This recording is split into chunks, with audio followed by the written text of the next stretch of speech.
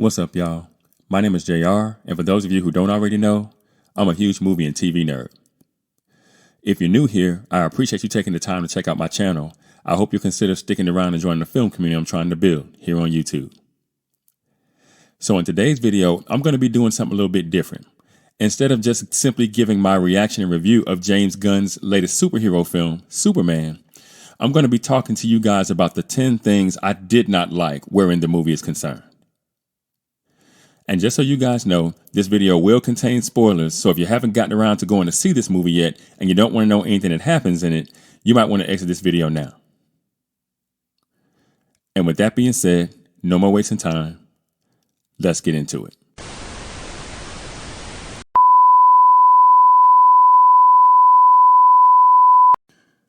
Superman is an American superhero film based on the character from DC Comics. Written and directed by James Gunn, it is the first film in the DCU or the DC Universe, produced by DC Studios, and the second reboot of the Superman film series.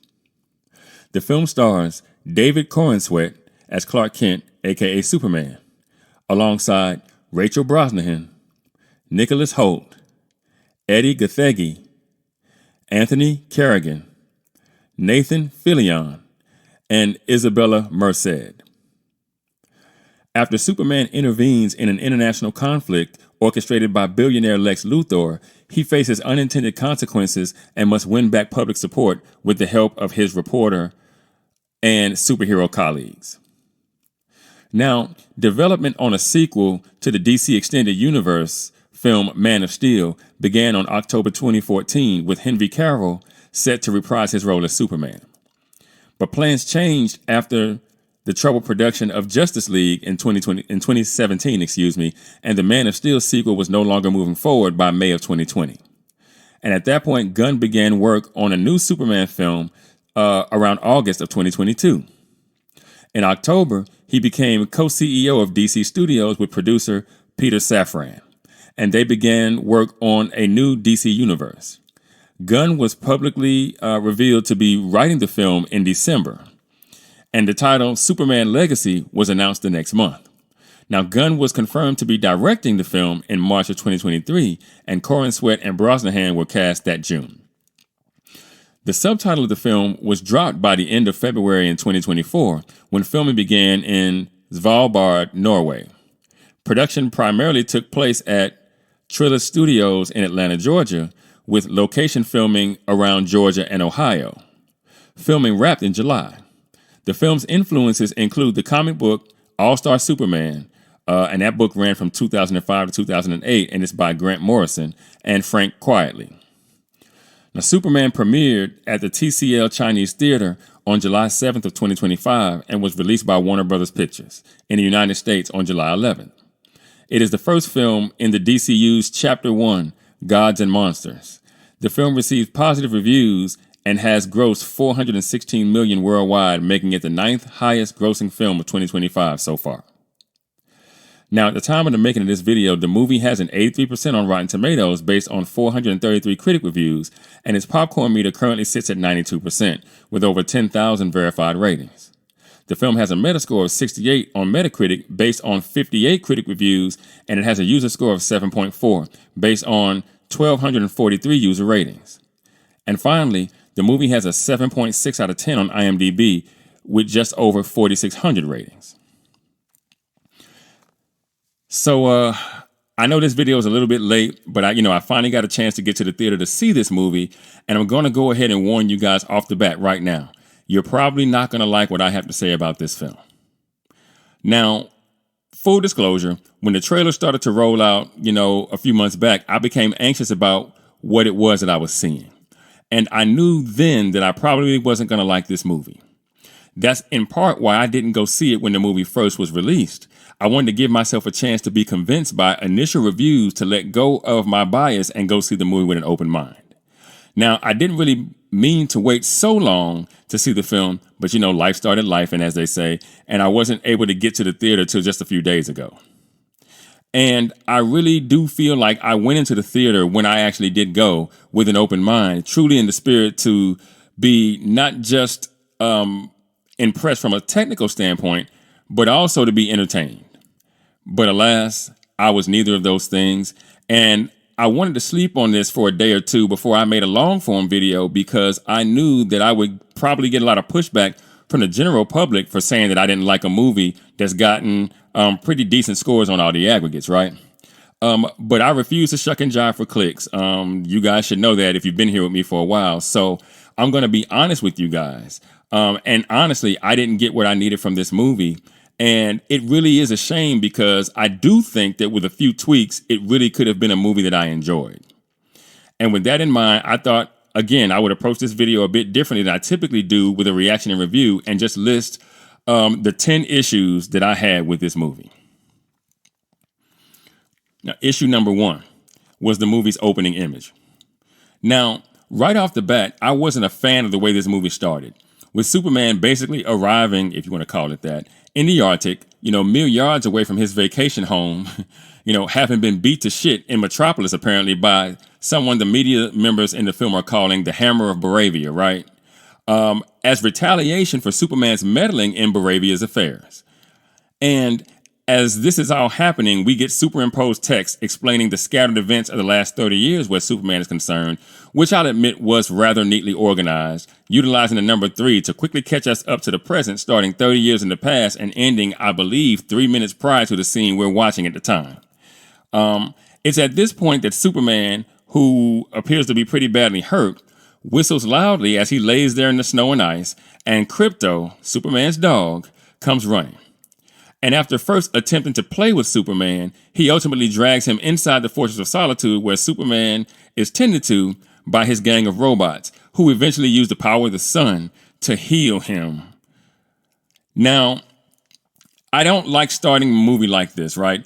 In the immediate aftermath of what the film is telling us is an important battle. But if you're going to do this, then you need to understand that you're telegraphing what the end of your movie is, or at least what the end of your movie should be. That being that Superman has to now fight the Hammer of Baravia again, and this time he has to win. Now I want you to stick a pin in that. We're going to circle back. Now, Gunn tries to make up for how the movie starts by having Superman quickly return to Metropolis after he gets healed and fight the so-called Hammer of Baravia again, where again he gets that ass beat. Expeditiously, I might add. I mean, the fight is pretty quick. And by my count, that's 2 ass whoopings for the Man of Steel in a matter of minutes. And it forces you to confront the idea that Superman just doesn't have his shit together here. And I didn't really understand why Gunn decided that Superman needed to get his ass beat twice by the same person right off the bat within the first 10 minutes of the movie. I just feel like one ass cutting could have conveyed the same point, no? Not a very auspicious start to a superhero movie, in my opinion. Now, my second issue was with Krypto the dog. Now, I know all the dog lovers don't come for me. I have no problem with dogs, right? But I thought this particular dog was a distraction from a narrative standpoint. Because every time the movie kind of started to get going, the dog got involved. And it was just another way you had to kind of watch Superman get the help in handling of his business. And it's not even like the dog was like this well-trained killing machine, right? Sick him, right? The dog was just kind of all over the place, making a mess, being overly playful. And that's what I think was the big reason that Krypto took away from the main plot of the film. For example, after Krypto drags Superman back to the Fortress of Solitude and he is healed, Superman notices that Krypto has made a mess inside the fortress. And I know this is supposed to kind of bring a lightness to the story, but I found myself asking, bro, don't you have someplace to be? Isn't there a city right now that's currently getting decimated while you talk to the dog about why he's not properly house trained? And given that Gunn added the dog, especially, right off the bat, of course you got to give the dog something to do, right? Because if he doesn't have anything to do, then there's really no need for you to have the dog. So the dog just causes playful carnage until he finally gets captured by Lex Luthor and taken into the pocket dimension, wherein Superman has to go in order to save him and save himself from being seen as a bad cousin and pet sitter, which essentially turns the dog into a plot device on top of him being a narrative distraction. And as I'm saying this, I'm just kind of reiterating in my mind just how juvenile and kind of rom-com-y all this sounds, right? The dog who tears up the house, that's kind of a thing that you give a woman in a romantic comedy to kind of add some depth to her character. But here, it just felt out of place. Now, my third issue was with Clark, aka Superman's personality, right? I deeply disliked the characterization of Clark Kent, aka Superman, in this particular film. And I knew that that would be the case when I saw the trailer a few months back that included the interview between him and Lois, wherein she asked him what I thought were very straightforward questions about him meddling in international affairs. And he literally, not figuratively, lost his shit, right? Now, this makes Clark come across as grossly immature and vastly insecure, way too immature and insecure to be anybody's damn hero.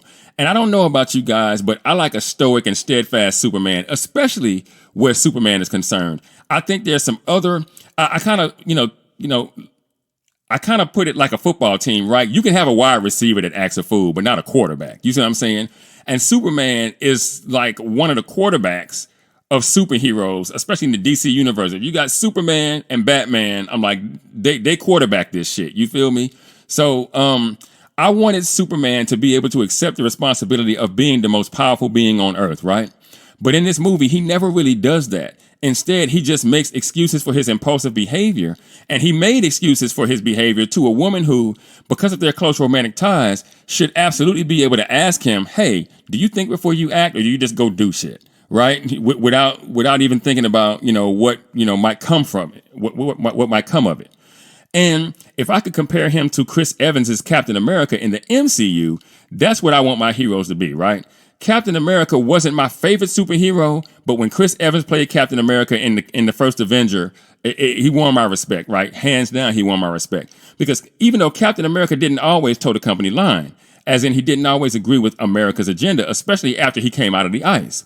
But when he went off script, he did it with the full understanding that if he were caught by the wrong people, there was a price to pay. And we actually see that kind of play out in Captain America Civil War. But what makes you tip your hat to Cap is that even if you disagree with something that he does, because he's accountable, and that's what being a man is, you accept it. And, look, you can be wrong doing what's right as long as you understand the cost of your actions and are willing to pay the cost when the bill comes due.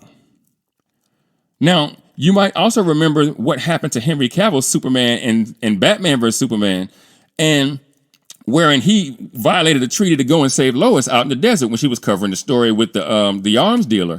And when the pair got back to Metropolis, Amy Adams' Lois grilled Clark much in the same way that Rachel Brosnahan's Lois did here in this film.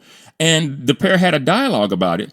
But Henry Cavill's Superman remained emotionally stable throughout the conversation, and it ended with him joining her in the tub, I believe, because, hey. But then when Superman showed up at the hearing and Lex Luthor blew the building, killing everyone inside except Superman, do you remember Superman's face? He was disappointed in himself, sure, but it was the face of a man who understood what the score was, and he stoically accepted that the world was going to turn on him because that's the price of heroism. It's like Harvey Dent said in The Dark Knight, you either die a hero or you live long enough to see yourself become a villain. And that's real talk. I just feel like Superman here did not understand what being a hero was really about. And that was disappointing. Now, the fourth issue that I had with this film was the message that Lex Luthor finds when he breaks into Superman's spot, right? The message he later gives to the media, the partial message that we watch Superman watch as he heals earlier in Act 1, wherein his dad, Jor-El, tells Clark to essentially make the people of Earth submit to his rule. And on top of that, and I'm not even joking, that he should build a harem of women, essentially to serve him sexually. And that was the most cringy thing ever. I was just like, what? And look, this was just jumping the shark in my opinion. And what made matters worse is it completely let Superman off the hook from a moral standpoint. Because even though, yes, the people of Earth turn on him in this film after they see this message, which was obviously the point, right? It's not really Superman's fault. Like, he didn't say any of this, his parents did. And I think personally that whatever Gunn decided to use in order to make Superman the enemy of the people that he's resigned to save, it needed to be his fault. It needed to be something he himself did, a mistake he made, something that he could learn from and then come back from a better hero. And I just thought this was a missed opportunity from a narrative standpoint. Now, my fifth issue here was Clark and Lois's relationship, right? Now, Clark and Lois's relationship was in this weird in-between phase for the entirety of the movie, almost like Superman was in the friend zone. To the point where she was constantly explaining to people that she and Clark weren't really together like that. Everybody was saying, your boyfriend, your boyfriend, your boyfriend. She's like, oh yeah, nah, we're not together. Like, I'm like, dog, y'all ain't even Instagram official. Like, he's a superhero, bro. Like, what else does a dude have to do? You know what I'm saying? But she was constantly explaining that they weren't really together like that, and that they were only just seeing each other. And around the middle of the movie, Clark explains to Lois that he loves her while she is hesitant, or she seems hesitant to return his affection. And this made me feel like maybe they should have just been platonic the whole time, right? Especially with the interview that happens in the first act, because I feel like if they ain't really that cool like that, why the hell does she know he's Superman? You see what I'm saying? I thought to myself, why would your girlfriend or female friend subject her boyfriend or male friend to an interview like this? Because it was clear that she was simply trying to prove a point, right? Almost at the risk of the entire relationship itself, because that conversation could have absolutely gone left and just caused the pair to split up altogether.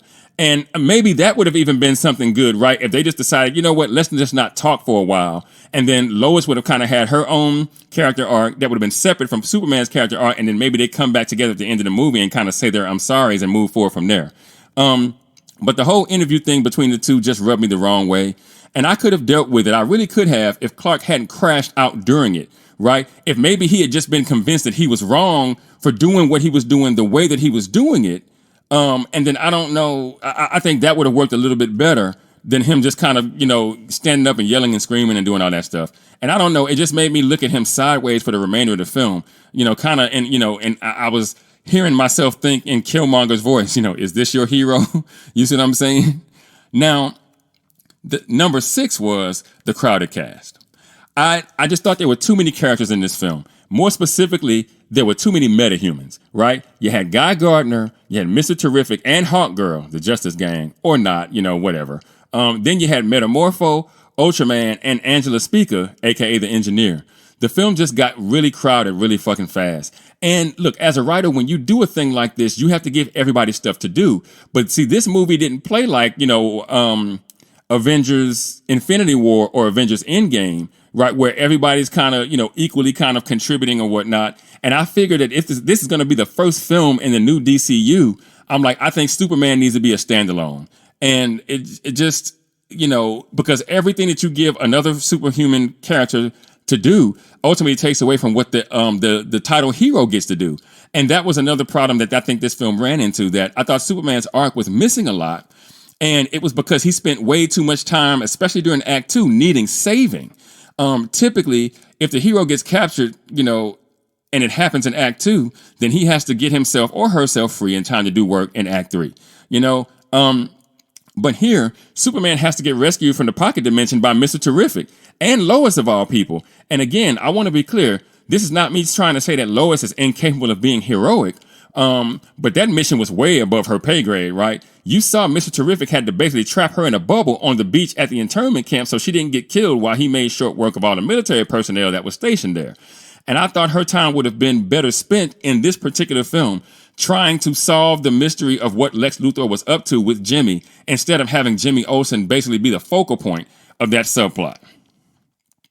And that brings me to number 7, which was casting. Jimmy Olsen's relationship with Eve Teschmacher, who happened to be Lex Luthor's girlfriend and assistant. In this particular case, I had issues with the casting because these two just simply did not match, right? Especially given that Jimmy complains all throughout the film that Eve is essentially like obsessed with him and won't leave him alone, even though she's way out of his league and is in a full-blown relationship with Lex Luthor. But in the film, she sees Jimmy secretly and ends up, because of her, thirst for him, ends up helping to expose accidentally Lex's evil plan to make himself king of half of Barovia. And look, she came across as ditzy, sure, right? But she's super attractive. And I could understand why she would be in a relationship with a billionaire being Lex Luthor. I get that part, right? But why she would risk all that to be in a secret relationship with Jimmy Olsen, who is, Joe Average, I just didn't get it. You know what I'm saying? It's like, you need more people, right? And maybe, again, like I said, if they had cast somebody a little more equally yoked to play Jimmy, I think Skylar Gisondo was pretty funny in The Righteous Gemstone, right? But seeing him act like he really didn't have time for Eve was super cringe. That's how it came out to me, right? He kind of reminds me a little bit of E in Entourage, but without the money or access to the movie stars, right? We all know that E wouldn't have had a chance with Sloane or any of the other baddies he got a hold of throughout that show without his proximity to wealth and fame. And but Jimmy Olsen doesn't have any of that, right?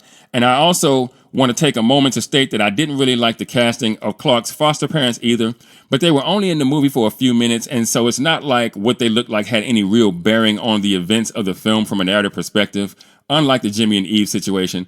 So I guess it's not something that I would say was a make or break kind of situation, but I still remember sitting in front of the screen just kind of going like, yeah, okay. That part of the plot just was not believable.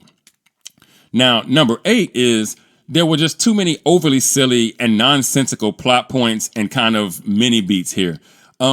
This film went out of its way to be extremely silly. And I know that I had a friend of mine basically tell me that, you know, the original Superman movie was kind of silly too. And I remember telling him, hey, but I'm not covering the original Superman film. I'm talking about the Superman film that's out in theaters right now. And look, this may have worked for Gunn in Guardians of the Galaxy, right? But I think what he had in that film was Chris Pratt. And that's an important distinction. An actor that has experience in the comedy sphere, right? So he was a lead that could pull off comedy. I think Robert Downey Jr. is another actor that has proven that he can go into that bag, right? But Corn Sweat is not that, or at least not yet. And the silliness doesn't play the same in this particular movie, right? Like, for example, the monkey bots in the pocket dimension whose only job was to trash Superman online, right? Because I'm sitting here asking myself, why couldn't Lex Luthor just have a bunch of people working in LexCorp doing the exact same thing? Why monkey bots in a pocket dimension? And when Superman's parents' message goes viral, you didn't really need people to trash Superman online because I think that would have happened naturally, all on its own. And then you add to that the idea that Lex Luthor was controlling Ultraman during all of the fights with Superman like a game bro at the arcade in front of a Street Fighter II machine with a roll of quarters and no particular place to be that day. And I just find that to be ridiculous as well because Superman was only able to beat Lex Luthor, by getting rid of the cameras that were following him around, ultimately removing Lex's ability to see the fight in real time. So you're seriously trying to convince me that Lex is so good at gaming that he can anticipate Superman's movements in a fight. You know, the man is faster than a fucking speeding bullet. And we're told that all this is possible because brains meets brawn. All right. And then you have the scene where Superman is talking to Lois in the deluxe apartment in the sky. And in the background, you can see Justice Gang fighting this huge amoeba-looking thing right outside the window in the background. And I just remember thinking, so go outside and help the boys save the day? Fuck that shit. Like, we don't do that shit no more. You see what I'm saying? I'm like, does Superman still save people or nah? I understand he's in his feelings about the message that his parents left, but he literally could have gone outside and helped the Justice Gang deal with that situation and then came back and talked to Lois, because every minute they spend fighting that thing, civilians could be getting killed. I'm sure Lois would have understood. And this part of the scene wasn't even necessary. It was, again, another quirky James Gunn addition that did nothing to advance the plot or the narrative except confuse the issue about, what Superman's moral compass is, because clearly the conversation he was having with Lois was worth loss of civilian life in his mind. And I don't know, I just didn't get it. I was just like, you could have just had in the background nothing going on while they were talking. But he decided that he just had to jazz it up with something happening in the background. And again, it was just kind of stupid to me. Now, number 9 was the finale. So if you remember earlier in this video, we talked about Superman getting his ass handed to him at the beginning of the film and how that kind of hamstrung Gunn into giving Superman a rematch. And I'll admit, he did give Superman that rematch, but he did it at the expense of another huge part of the film's setup, because in the finale, Guy Gardner has to go to Jarhanpur and save them from Barovian invasion, not Superman, right? And this whole film started with Superman, meddling in, Barovian affairs to save Jarhanpur in the first place, right? So you got to kind of give him a chance to go back and do that. And I just think that the fight between Superman and Ultraman should have taken place on site, the site of the battle. Especially after Gunn went through all the trouble of concocting the scene wherein the young boy had raised the makeshift Superman flag and all the people of Jarhanpur started calling out to Superman for his help. That was I'm not gonna lie, that was kind of some moving shit, right? For about 30 seconds or so, you were like, all right, it's Superman time, right? Except it's not. And I mean, that was just a narrative layup, but Gunn smoked it, right? See what I did there? Anyway, Gunn takes the finale that the film needed and he moves the climactic conflict between Superman and Ultraman to Metropolis for round 3. Literally, they fought in Metropolis now 3 times during this movie, while the Justice Gang goes and saves the day abroad. And, sometimes I think screenwriters make this way harder than it has to be, right? Like I said, how Gunn started this story should have informed how he ended it, but for some reason he decided to try the 35-foot jumper with the clock ticking down to 0 in the fourth quarter instead of just driving the lane for the easy 2. And to be honest, this was a rookie screenwriter mistake in my mind, one that should be well beneath the likes of a seasoned screenwriter like Gunn. It's just my opinion. That's just kind of how I see it. I mean, this is like when you're taking screenwriter classes and reading screenwriter books and stuff like that, they tell you this in chapter 1. That if you can't figure out the end of your movie, it's because you fucked up the beginning. Because the beginning will inform the end, right? The beginning of your movie tells the audience what your movie's about. The end of your movie tells your audience why you made the movie in the first place, the point of it all. And that brings me to number 10, the point of it all. Now, after that debacle, we actually do get our thesis statement. I tell you guys, sometimes the thesis or the point of it all of a movie, it can be verbal or nonverbal. Sometimes just the actions that take place in the final scene or scenes can kind of give you a sense of what the point of it all is. And sometimes it actually comes out through dialogue. So here we actually get what I call a thesis statement. That is the point of it all expressed through dialogue as Superman, Mr. Terrific, and Crypto, because we got to have Crypto in on all the fun, right? They arrive at LexCorp as Lex attempts to escape into his pocket dimension. And Superman gives him a speech about how he's just as human as everybody else, because the whole point is that Lex Luthor sees Superman as a problem, right? He's this being from another planet who's come down here and he's mucking everything up for us Earthlings, right? But Superman explains that he's just as human as everybody else because he laughs and he loves and he tries and he fails and he does all these things that you would, that kind of embody the human spirit, right? But this is coming from a man who's literally from another planet. Literally from another planet. He's not human, right? And on top of all that, it's the dog that ultimately brings Lex to heel. You see what I did there? Not Superman. And I felt like that was another missed opportunity by Gunn. And I'm not saying Superman had to beat Lex Luthor up, but Superman absolutely had to take Lex Luthor into custody. That's what Superman does, right? He needs to save the day. But Gunn gave another character the chance to ultimately save the day instead of Superman, right? So, look, I get what Gunn was trying to do here. I just thought the dialogue here was clumsily written. And again, like I said, I think Superman has to at some point save the day. That's what these superhero movies are about. He has to save the day, but Gunn took the chance away from him several times in this movie. The dialogue in this particular scene was clumsily written. I think a few words here or there that maybe could have been changed in Superman's monologue, and this scene would have played much better in my opinion. But because it's basically the last thing that we get before the kiss and the long overdue "I love you" from Lois in the mall, it's the thing I thought about most as I ultimately walked out of the theater. Now, overall, I'd give this film a 55%, or 5.5 if you're thinking IMDb score. I suppose I may just be too old for a movie like this because I wanted a Superman movie that took itself a bit more seriously, right? I'm not going to lie.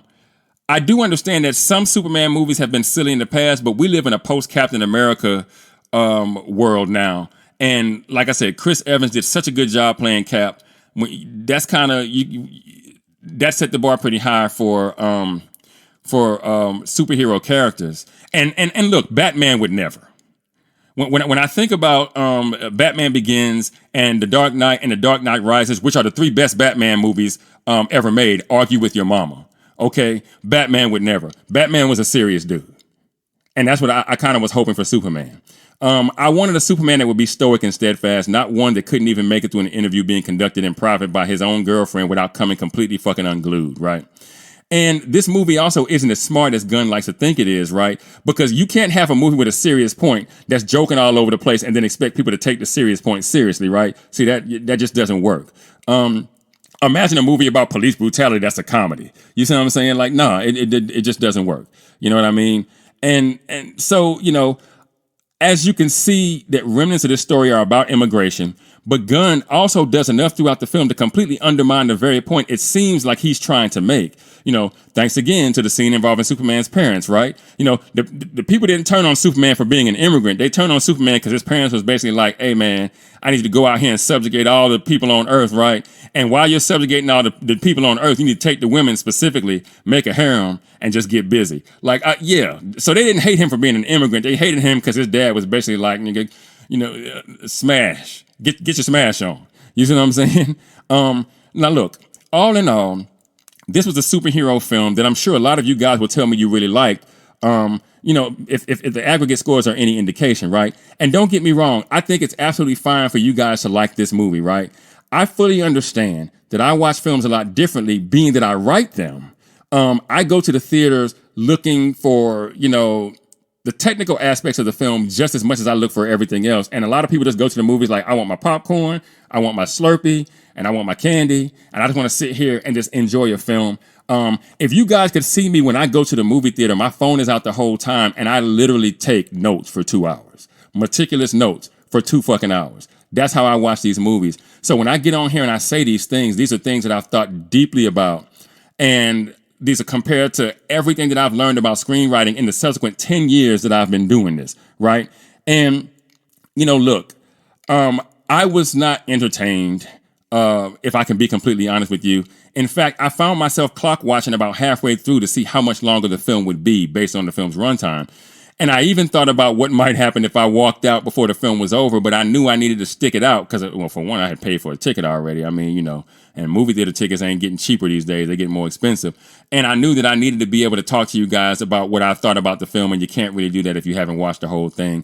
Integrity is a thing that you should have when you're, running a channel like this talking about film. So when I think about this movie, I mean, I thought it was just It was just, I tell you guys, look, a 55% puts it just on the right side of, okay, it was all right, but if you're asking me, I think maybe Thunderbolts maybe was a little bit better than this. And with that being said, this was ultimately a superhero film that I could have done without. But what do you guys think? Have you had a chance to go see Superman yet? If you have, what did you think of the film's overall tone? Let me know in the comments. And for those of you that might be new to the channel, be sure to like and share this video. If you really like the content, be sure to subscribe and hit that notification bell. That way you'll be notified whenever I drop a new video. You can also now support the channel by leaving a super thanks. If you should be so inclined, I'd greatly appreciate it.